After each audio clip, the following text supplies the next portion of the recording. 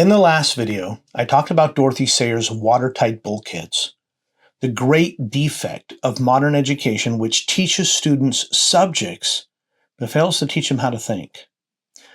So in this video, I want to show you the alternative. And to do that, I need to tell you about two men and a very big idea. In 1952, Robert Maynard Hutchins, who was then the president of the University of Chicago, and the philosopher Mortimer J. Adler, published a 54-volume set called The Great Books of the Western World. The first volume was Hutchins' introduction to the set, and there's something that he wrote in that introduction that's really worth drawing your attention to. He wrote, "Until lately, the West has regarded it as self-evident that the road to education lay through great books. No man was educated unless he was acquainted with the masterpieces of his tradition." Hutchins called the great books the road to education. They're not a supplement, they're not an elective, they're the road. And what Hutchins and Adler understood is that the great books of the Western world are not simply some museum collection. They're a long, sustained conversation, the written record of poets and philosophers throughout the West who have discussed and debated for nearly 3 millennia the perennial questions that relate to the human condition. Homer is speaking and then Plato's answering. Virgil building on Homer and Augustine answering to Plato. Dante gathering all of them up into a single vision, and Hobbes disagreeing with Aristotle, while Rousseau, borrowing from and nuancing Hobbes, tells his own story. And then we have Chesterton, Lewis, and Tolkien, who shine the whole inheritance bravely and brightly into the darkness of the modern progressive 20th century. Hutchins called all of this the Great Conversation. And the remarkable thing about this conversation is that it's never really ended. It only waits for the next generation to join it. To read the great books is to engage the great conversation, to discover how generations of people understood the answers to the perennial human questions, and to see how ideas have consequences and which of those ideas are shaping our present moment. Now, here's what I'm offering your family.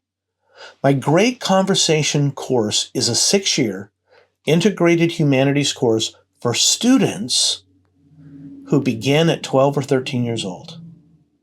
I'm inviting 12 to 16 students of this age to spend 6 consecutive years in a single cohort, where we are going to read and discuss and write about the primary text of the Western tradition in chronological order. We'll engage them not as museum artifacts, but as what Chesterton called the democracy of the dead, living voices in a long and lively conversation. Each year of the course is anchored both chronologically and thematically. They're structured around one of the 6 ideas that Mortimer Adler identified in his book titled by the same name, 6 Great Ideas. And it's a thread that runs through the whole of Western thought. These 6 ideas are truth, goodness, and beauty, and liberty, equality, and justice. So, for example, in year 1, I've titled Creation, Cosmos, and the Heroic Soul, and the big idea we'll study is truth. And we'll read Genesis, Homer, the Greek tragedians, Plato, and we're going to ask, what is real and how do we know it? In year 2, I've titled Reason, Virtue, and the City of Man. The big idea here is goodness.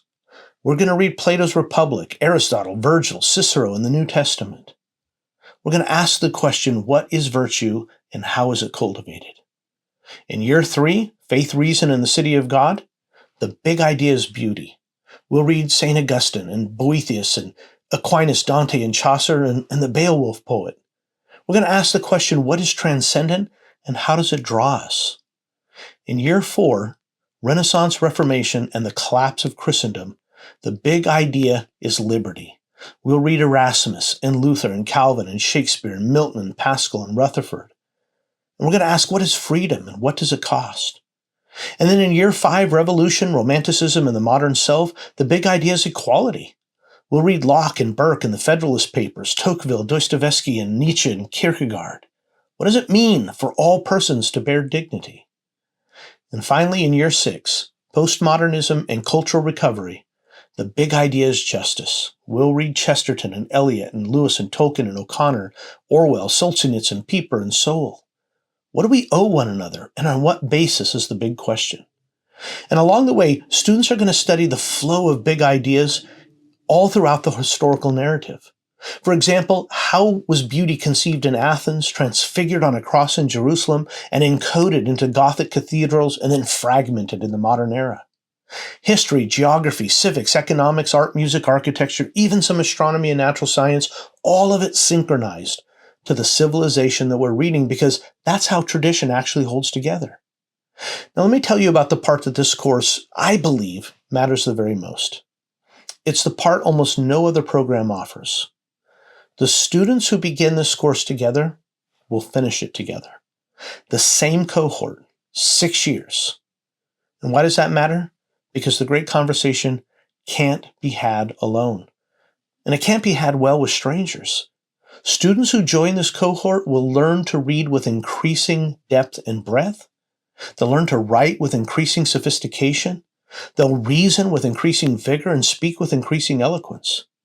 And they'll do so together as a community of Christians whose understanding and wisdom incrementally grows deeper, precisely because the community of learners doesn't change from year to year.